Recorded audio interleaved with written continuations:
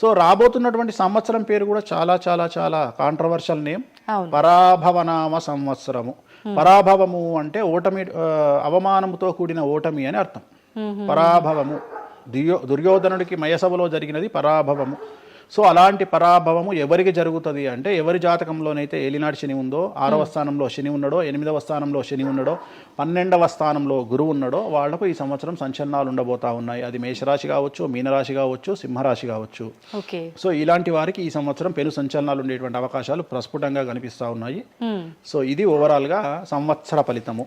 ఇక 12 రాశులకు సంబంధించి నెక్స్ట్ వృషభ రాశి. సో వృషభ రాశి వారికి ఈ సంవత్సరం 100కు ఇంచుమించుగా 75% అనుకూలంగా ఉంది. రాహువు, కేతువు, గురువు, శని అనుకూలత కనిపిస్తూ ఉంది. చాలా బాగుండబోతా ఉంది. ఈ సంవత్సరం మే నుండి విపరీతమైన రాజయోగం పట్టబోతా ఉంది. చాలా అనుకూలంగా ఉంది. విద్యార్థులకు ఉత్తీర్ణత శాతం ఉంటుంది. స్త్రీలకు అనుకూలమైన ఫలితాలు ఉంటాయి. స్త్రీలకు మీ ఇంట్లో కమాండింగ్ అంతా మీదే ఉంటుంది. రాజకీయ నాయకులకు ఎన్నికలలో విజయాలు సాధిస్తారు. డబ్బులు ఎక్కువ ఖర్చైనా విజయాలు సాధిస్తారు. అలాగే రైతులకు 2 పంటల దిగుబడి, రాబడి బాగుంటుంది. విద్యార్థులకు కోరుకున్న ప్రదేశాల్లో సీట్లు వస్తాయి. ఉత్తీర్ణత శాతం పెరుగుతుంది. అవివాహితులకు వివాహ యోగ సూచనలు కనిపిస్తున్నాయి. సంతానం లేని వారికి సంతాన యోగం కనిపిస్తూ ఉంది. వ్యాపారస్తులకు, అన్ని రంగాల వ్యాపారస్తులకు అనుకూలమైన ఫలితాలు ఉండబోతా ఉన్నాయి. క్రీడాకారులకు, కళాకారులకు అవకాశాలు, ఆదాయము పెరుగుతాయి. ఓవరాల్గా ఈ సంవత్సరం పూర్తి స్థాయిలో మీకు ఎటువంటి సమస్యలు కనిపించడం లేదు. చాలా బాగుంది కాబట్టి మీకు ఎటువంటి రెమెడీస్ అవసరం లేదు. వీలైతే సోమవారం నాడు శివాలయంలో రుద్రాభిషేకాన్ని నిర్వహించుకోండి. సో నెక్స్ట్ మిథున రాశి. ఈ సంవత్సరం ఏదైనా రాశి 100కు 110% అనుకూలంగా ఉంది అంటే మిథున రాశి. సో గురువు, రాహువు, కేతువు అన్ని గ్రహాలు అనుకూలంగా ఉన్నాయి. పట్టిందల్లా బంగారంగా ఉంటుంది. గురువు అతిచారం వల్ల మీ జాతకం చాలా బాగుండబోతా ఉంది. గత 10 సంవత్సరాల నుండి మీరు పడుతున్నటువంటి కష్టాలన్నీ తొలగిపోయే అవకాశాలు కనిపిస్తూ ఉన్నాయి. సో కొత్త స్పీడ్తో ముందుకు వెళ్ళండి. కొత్త ఆలోచనలు చేయండి. ఎంత గొప్పగా జీవితంలో ముందుకెళ్లాలో ప్లాన్ చేయండి. చాలా గొప్పగా ఆలోచించండి. చిన్నగా ఆలోచన చేయకండి. గురువు విపరీత రాజయోగాన్ని ఇవ్వబోతా ఉన్నాడు. దైవబలం మీకు అనుకూలంగా ఉంది.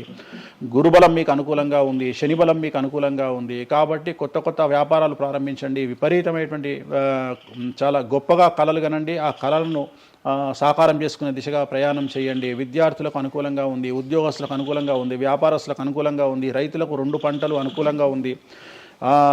సో ప్రతి వాళ్ళు చెరువులు, తర్వాత చేపల చెరువులు, రొయ్యల చెరువులు పండించే వాళ్ళకు అనుకూలంగా ఉంది. పౌల్ట్రీ ఫామ్ వాళ్ళకు అనుకూలంగా ఉంది. రాజకీయ రంగం వారికి అనుకూలంగా ప్రజల్లో మంచి మార్పులు కనిపిస్తూ ఉన్నాయి. స్త్రీలకు మీదే కమాండింగ్గా ఉంటుంది. కుటుంబంలో మీరు ఏం చెప్తే అది జరిగేటువంటి అవకాశాలు కనిపిస్తూ ఉన్నాయి. సో మిథున రాశి వారికి పూర్తి స్థాయిలో అనుకూలంగా ఉంది. ఎటువంటి రెమెడీస్, ఎటువంటి పూజలు అవసరం లేదు. అద్భుతం అయితే వీళ్ళది. నెక్స్ట్ కర్కాటక రాశి. సో నెక్స్ట్ కర్కాటక రాశి. సో కర్కాటక రాశి వారికి కూడా ఇంచుమించు 90% అనుకూలంగా ఉంది. కాకపోతే ఇక్కడ ఉన్న సమస్య ఏంటి అంటే, మే వరకు 2026 మే వరకు కొద్దిగా వీళ్ళకు గురువు 12వ ఇంట్లో ఉన్నాడు కాబట్టి కాళ్ళు చేతులు విరిగే అవకాశం ఉంది. దెబ్బలు తగిలించుకునే అవకాశం కనిపిస్తూ ఉంది. జాగ్రత్తగా ఉండండి. సాధ్యమైనంత వరకు yellow colour, lemon yellow colour దుస్తులు ధరించే ప్రయత్నం చేయండి. చాలా అనుకూలంగా ఉండబోతా ఉంది. రాజకీయ రంగంలో ఉండే వాళ్లకు విపరీతమైనటువంటి విజయాలు సిద్ధిస్తాయి. జనాల్లో అనుకూలమైన వాతావరణం ఉంటుంది. వ్యాపారస్తులకు విశేషించి అనుకూలంగా ఉంటుంది. విద్యార్థులకు అనుకూలంగా ఉంటుంది. అలాగే రైతులకు అనుకూలంగా ఉంటుంది. కళాకారులకు, క్రీడాకారులకు మరీ అనుకూలంగా ఉంటుంది. కాకపోతే ఓవరాల్గా కర్కాటక రాశి వారికి ఈ సంవత్సరం కొద్దిగా శత్రువుల యొక్క బెడద ఒక 10% కనిపిస్తూ ఉంది. కానీ శత్రువులను పట్టించుకోకండి. శని బలం వల్ల వాళ్ళు ఎంత ప్రయత్నాలు చేసినా, రాహు బలం వల్ల వాళ్ళు ఎంత ప్రయత్నాలు చేసినా మిమ్మల్ని ఎవరు ఏమీ చేయలేరు. సో మీరు చేయాల్సింది ప్రతి గురువారం నాడు లెమన్ ఎల్లో దుస్తులు ధరించే ప్రయత్నం చేయండి. అలాగే శ్రీకాళహస్తిలో గురు దక్షిణామూర్తి వద్ద గురువారం నాడు గురుహోరలో గురువుకు అంటే దక్షిణామూర్తికి అష్టోత్తర పూజ చేయించుకోండి. అలాగే పసుపు రంగు పువ్వు ఏదైనా ఉంటే అక్కడ నుండి తెచ్చుకొని ఇంట్లో పెట్టుకోండి. మీకు అనుకూలమైన ఫలితాలు ఉంటాయి. అంటే శని వీళ్ళకి ఫేవర్గా ఉన్నాడు అంటే శని వీళ్ళకి చాలా ఫేవర్గా ఉన్నాడు. రాహు ఫేవర్గా ఉన్నాడు. కేతు ఫేవర్గా ఉన్నాడు. మే నుండి గురువు కూడా ఫేవర్గా ఉంటాడు. అది ఉన్న చిన్న ఇబ్బందులకు కూడా ఏమైనా దానాలు అలాంటివి అదే మనం చెప్పిన ఎందుకు గురువు లెమన్ ఎల్లో కలర్ గురువుకు దక్షిణామూర్తి సరిపోతుంది. ఇంకా అవసరం లేదు. దానాలు అవసరం లేదు. మరి తదుపరి రాశి. సో నెక్స్ట్ సింహరాశి. సింహరాశికి ఈ సంవత్సరం అష్టమ శని నడుస్తూ ఉంది. గురువు వ్యతిరేకమైన ఫలితాలు. రాహు, కేతువు చాలా నెగిటివ్గా ఉన్నారు. సో ఇంచుమించుగా 4 గ్రహాలు వ్యతిరేకమైన దిశలో ఉన్నాయి. అష్టమ శని అంటే తల్లికి ఆరోగ్యపరమైన ఇబ్బందులు ఉంటాయి. మానసికమైన ఇబ్బందులు ఉంటాయి. శారీరకమైనటువంటి అనారోగ్య సమస్యలు ఉంటాయి, అలాగే ఆర్థికపరమైన ఇబ్బందులు, న్యాయపరమైన చికాకులు ఉంటాయి. జాగ్రత్తగా ఉండండి. నలుపు రంగు దుస్తులకు దూరంగా ఉండండి. విద్యార్థులకు సమస్యలు, ఉద్యోగస్తులకు సమస్యలు, వ్యాపారస్తులకు సమస్యలు, ఈడీ కేసులు, పోలీస్ కేసులు, బ్యూరోక్రాట్స్కు సిబిఐ కేసులు, రైతులకు పంటల దిగుబడిలో నష్టము, కళాకారులకు, క్రీడాకారులకు వాళ్ళ అవకాశాలను ఇతరులు దక్కించుకునేటువంటి అవకాశం కనిపిస్తూ ఉంది. స్త్రీలకు భార్యాభర్తల మధ్యన గొడవలు. సో ఓవరాల్గా సింహరాశి వారికి ఏ రంగంలో వారైనా సమస్యలు కనిపిస్తూ ఉన్నాయి. అష్టమ శని ప్రభావం కనిపిస్తూ ఉంది కాబట్టి నలుపు రంగు దుస్తులకు దూరంగా ఉండండి. తీరు నల్లార్ శనీశ్వర ఆలయంలో ప్రత్యేకమైన శని పూజను నిర్వహించుకోవడం ద్వారా సమస్యల నుండి గట్టెక్కుతారు. ఓకే. సో నెక్స్ట్ కన్యారాశి. ఈ సంవత్సరం కన్యారాశి వారికి ఇంచుమించు 75% అనుకూలంగా ఉండబోతా ఉంది. శని, అలాగే కుజుడు, రాహువు, కేతువు, గురువు అనుకూలతల వల్ల చాలా చాలా అనుకూలంగా ఉండబోతా ఉంది. ఒకే ఒక్క సమస్య ఈ సంవత్సరం ఉండేది, భార్యాభర్తల మధ్యన ఈగోలు కానీ క్లాషెస్ కానీ వచ్చే అవకాశం ఉంది. సో కాంప్రమైజ్ అవ్వడానికి ప్రయత్నించండి. భార్య దగ్గర భర్త, భర్త దగ్గర భార్య, కాంప్రమైజ్ అవ్వండి. ఈగోలకు పోవద్దు, జెలస్లకు పోవద్దు. ఆర్థికపరమైన అంశాల్లో జాగ్రత్తగా ఉండండి. విద్యార్థులకు అనుకూలత కనిపిస్తూ ఉంది. రాజకీయ నాయకులకు అనుకూలత కనిపిస్తూ ఉంది. వ్యాపారస్తులకు, కళాకారులకు, క్రీడాకారులకు విశేషమైన యోగం లభించబోతూ ఉంది. న్యాయస్థానాల్లో పనిచేసే వాళ్లకు, న్యాయ సంబంధమైన వృత్తిలో ఉండే వాళ్లకు అనుకూలమైన ఫలితాలు ఉండబోతూ ఉన్నాయి. స్త్రీలకు విశేషించి అనుకూలంగా ఉండబోతూ ఉంది. సో ఈ సంవత్సరం కన్యారాశి వారికి పూర్తిగా అనుకూలమైనటువంటి ఫలితాలు కనిపిస్తూ ఉన్నాయి. వీరు చేయాల్సినటువంటి రెమెడీ, సోమవారం నాడు రుద్రాభిషేకాన్ని శివాలయంలో నిర్వహించండి. సమస్యల నుండి గట్టెక్కుతారు. సో నెక్స్ట్ తులారాశి. తులారాశి వారికి షష్టమ స్థానంలో శని కనిపిస్తూ ఉన్నాడు. కాకపోతే గురువు విపరీత రాజయోగాన్ని ఇవ్వబోతా ఉన్నాడు. వీళ్ళకి గురు బలము మరియు దైవ బలం అనుకూలంగా ఉండడం వల్ల మీ జీవితాన్ని కొత్తగా ప్రొజెక్ట్ చేసుకునేటువంటి అవకాశం మీకు దేవుడు కల్పిస్తూ ఉన్నాడు. ముందుకు వెళ్ళే ప్రయత్నం చేయండి. చాలా కొత్తగా మిమ్మల్ని మీరు ఆవిష్కరించుకునే ప్రయత్నం చేయండి. మిమ్మల్ని మీరు కొత్తగా సమాజానికి చూపించుకోండి. దానివల్ల మీ ఆలోచనలు మార్చుకోండి. చాలా గొప్పగా థింక్ చేయండి. గొప్పగా కలలు కనండి. వాటిని సాకారం చేసుకోండి.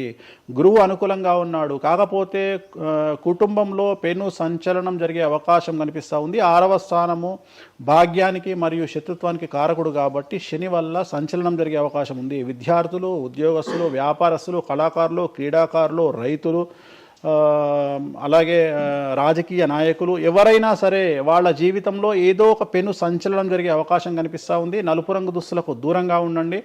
తీరు నల్లార్ శనీశ్వర ఆలయంలో ప్రత్యేకమైన శని పూజ నిర్వహించడం ద్వారా సమస్యల నుండి బయటపడతారు. నెక్స్ట్ వృశ్చిక రాశి. వృశ్చిక రాశి వారికి అర్ధాష్టమ శని వెళ్ళిపోయింది. శని, గురువులు అనుకూలంగా ఉన్నారు. రాహు, కేతువులు అనుకూలంగా ఉన్నారు. కళాకారులు, క్రీడాకారులు, ఉద్యోగస్తులు, విద్యార్థులు, వ్యాపారస్తులు, రైతులు, రాజకీయ నాయకులు, స్త్రీలు, అన్ని రంగాల వారికి పూర్తిగా 100కి 100% అనుకూలంగా ఉన్నటువంటి రాశి వృశ్చిక రాశి. పూర్తి స్థాయిలో విశాఖ 4, అనురాధ 1, 2, 3, 4, జ్యేష్ఠ 1, 2, 3, 4, 9 పాదాల వారికి విశేషించి రాజయోగంగా భావించాల్సి ఉంటుంది. మే వరకు విపరీత రాజయోగం కనిపిస్తూ ఉంది. మే తదుపరి కూడా అనుకూలమైన ఫలితాలను పొందుతారు. కాబట్టి వీరికి ఎటువంటి రెమెడీసు, ఎటువంటి పూజలు అవసరం లేదు. చాలా గొప్పగా కళలు కనండి. మీకు ఉన్నటువంటి కళలను సాకారం చేసుకోండి. మీకు ఎటువంటి రెమెడీస్ కూడా అవసరం లేదు. నెక్స్ట్ ధనుసు రాశి. ధనుసు రాశి వారికి అర్ధాష్టమ శని నడుస్తూ ఉంది. అర్ధాష్టమ శని అనేటువంటిది డబ్బులను అధికంగా ఇచ్చి ఆ డబ్బుల ద్వారా సమస్యలు తెచ్చేటువంటి ఒక పరిస్థితి. అంటే డబ్బులు లేకపోతేనే సమస్యలు అంటారా? డబ్బులు ఉంటే కూడా సమస్యలు. డబ్బులు ఉన్నప్పుడు వాటిని మనం ఖర్చు చేసే విధానంలో సమస్యలు, వాటిని మనం ఎలా సమాజంలో ఖర్చు పెట్టబోతున్నామనే సమస్యలు ఏర్పడేటువంటి అవకాశం ఉంది. కాబట్టి మీరు ఇన్వెస్ట్మెంట్ చేయడంలో కానీ, అప్పులు ఇవ్వడంలో కానీ, ఎవరికైనా అప్పులు ఇవ్వడంలో కానీ, చిట్టీలు వేయడంలో కానీ, సహాయం చేయబోయేటప్పుడు కానీ జాగ్రత్తలు తీసుకోండి. ఎటువంటి పరిస్థితుల్లోనూ డబ్బులు ఎవరికి ఇవ్వవద్దు.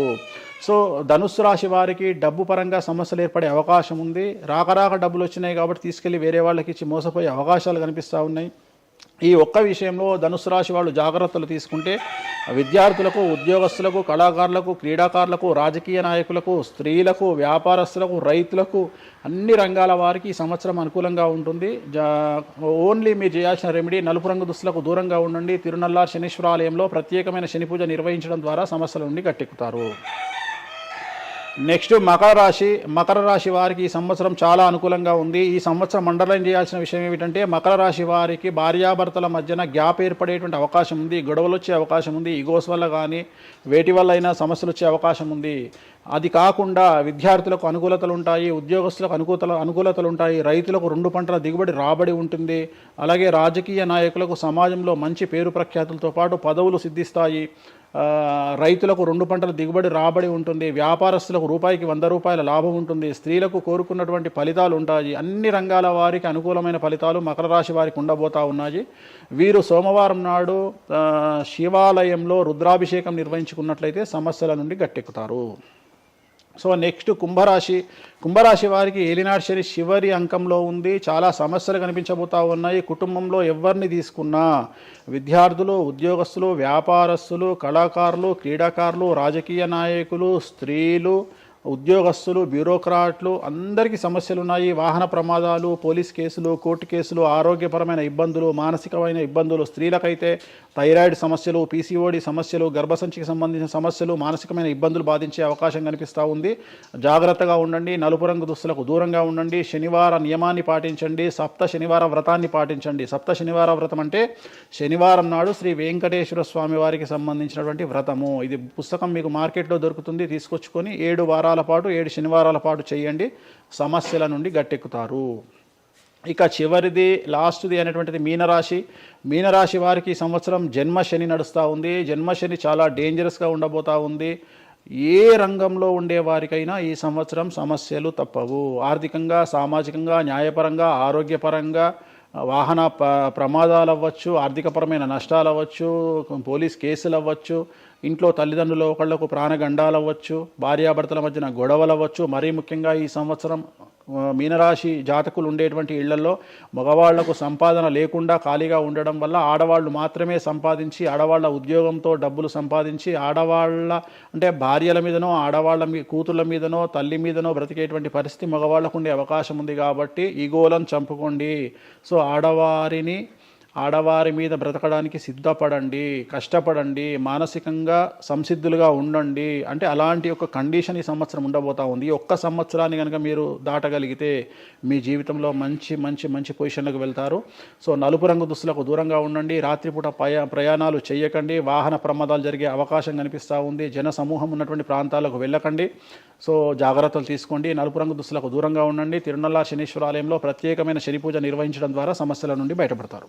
ఇప్పుడు ఈ రాశి ఫలాల్ని ఈ మధ్యకాలంలో చాలా మంది ఫాలో అవుతున్నారండి. ఇది అక్షరం అంటే పేరులో మొదటి అక్షరాన్ని బట్టి ఫాలో అవ్వాలా, లేదంటే డేట్ ఆఫ్ బర్త్ బట్టి వచ్చే రాశిని ఫాలో అవ్వాలా? ఇది పేరులో దాని సంబంధం లేదు. డేట్ ఆఫ్ బర్త్ ప్రకారం చూసుకోవాలి. రెండోది ఇది గోచారం, గ్రహచారం వేరు, గోచారం వేరు. ఇది జస్ట్ గోచారం ప్రకారం ఎలాగైతే మనము సౌరమానం ప్రకారము మనం చూసుకుంటామో అలా ఇది ఓన్లీ చాంద్రమానం ప్రకారము మీ నక్షత్రం ప్రకారం చూసుకోవాల్సిందే. మళ్ళీ వ్యక్తిగతమైన జాతకం వేరు.